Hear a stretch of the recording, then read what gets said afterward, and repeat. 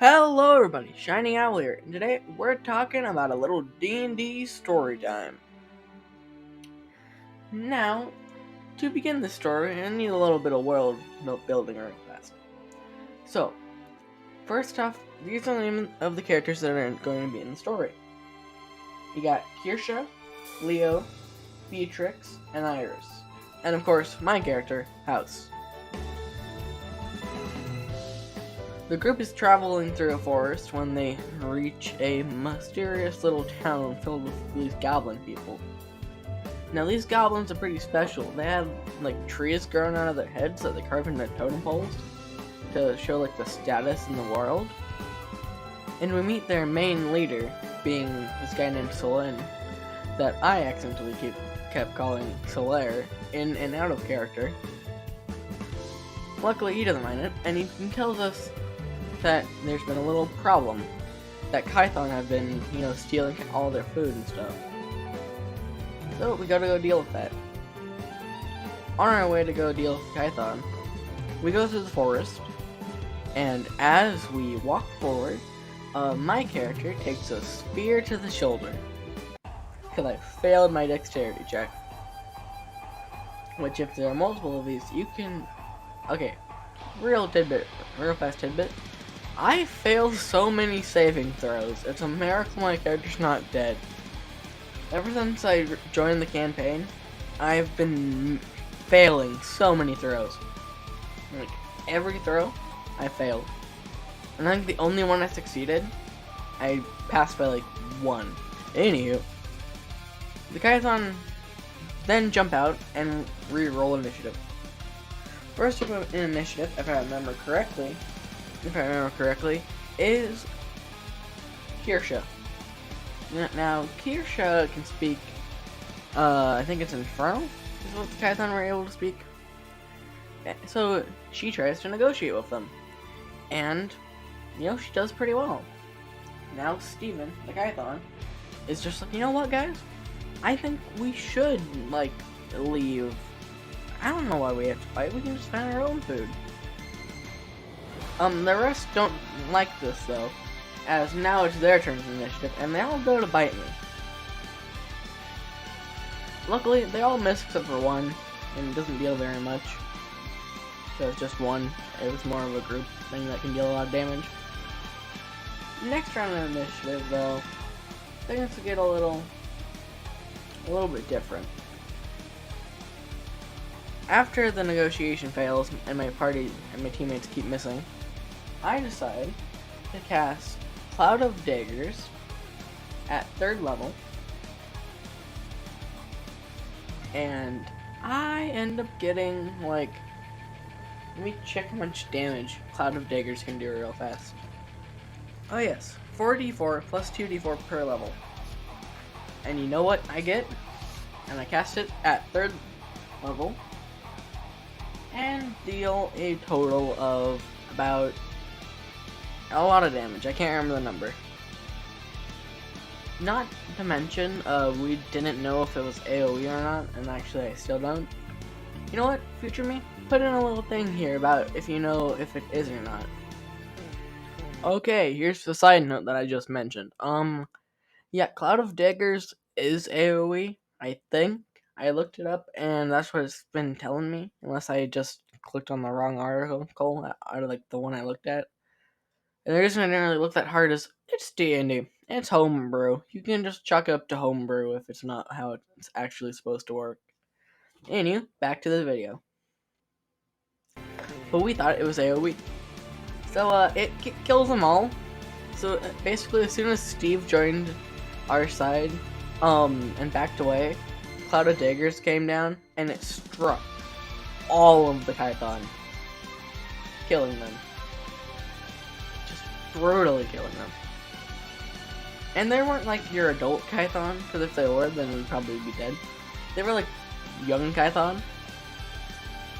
Anyway, we return back to the village, and we tell Selene that it's all dealt with. It's all good. We're all good here. And then they kind of are afraid of Steve at first, and then we're just like, oh no, he's fine. And then he becomes a guard for the town to make up for his bad deeds. Also, they ate one of the goblin people. They hadn't been doing that, but one of them did.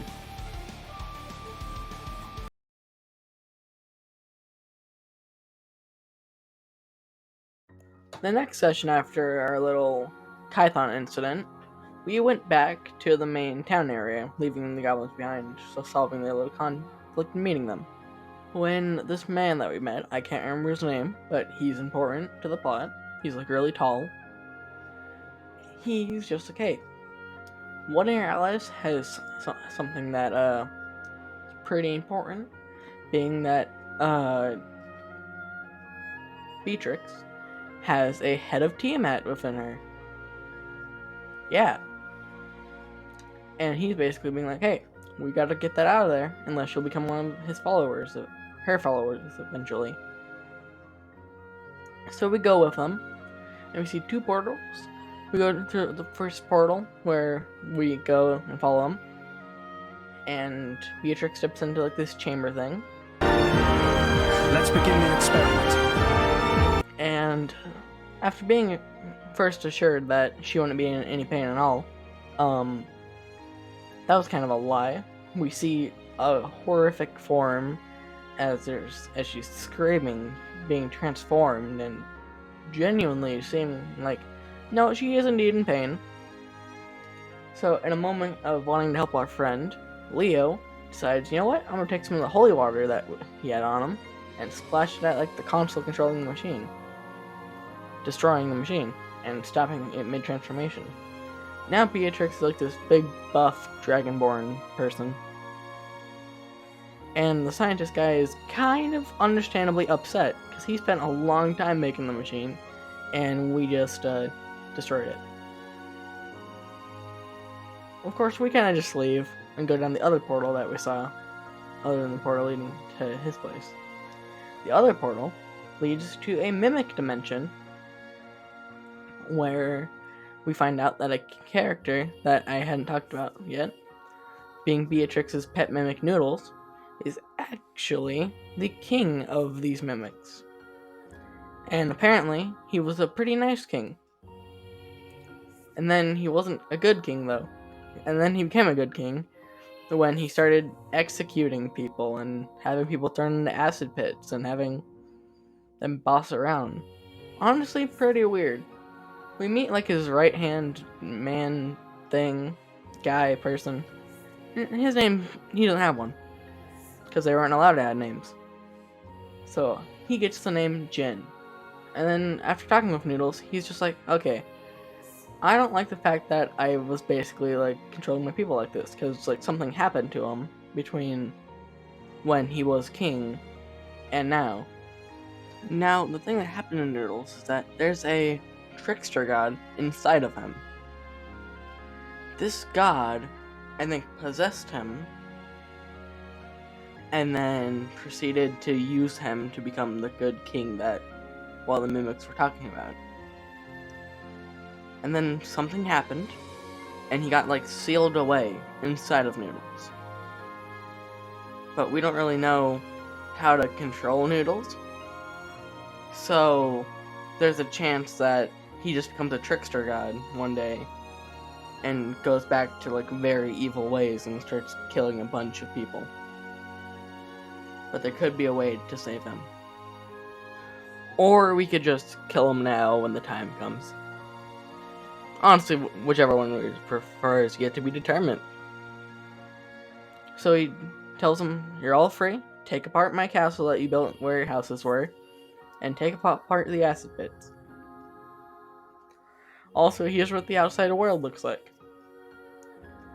And he makes like this window thing where we can like see through, and it's got like really cool stuff that you can see through it, like from the outside world. Also, it's kind of like a future glimpse window. Less of a, this is what it looks like, and more of a vision window in a way. And yeah, and everyone looks through it. Of course, my character, well, I see a man with a blue flame like in him go up the stairs of this building. And then it cuts out. You see, my character's house, real name Davok, has been looking for this special wizard that's been mainly represented by a blue flame. Of course, he's looking for him so that he can remake the deck of many things as 30-second card. I know there's only 31, but for his character, there was 36 originally, and then he tried to make a martini out of the first card to get the one card to get immortality, and that failed. So he's hoping to remake the card with the help of the wizard and become immortal. Iris saw Mother Fae, one of the World Kindlers, in a black void, with a sprite out of a flame who was pleading for forgiveness, but the Mother Fae just leaves as you hear the sounds of the sprite's exoskeleton being ripped off. And it fast forwards a bit as you hear the voice say, "No more kindlers." Leo sees a cloaked figure riding a deer, the deer being the Giver, who was apparently killed by the villain of the campaign, Moldir, and now he wears the skull on his face, like a trophy of some kind. Kirsha was in a black void with a bunch of ghosts screaming at her, and Beatrix was in someone's arm, and Tiamat was attacking where they were located. After all that, they decided to leave, and Jin comes along with. And that's where the session ends. Not a lot of combat, but all in all, pretty important in terms of world building. If you guys enjoyed the video, remember to like, comment, and subscribe, and I'll see you guys in the next one. Peace.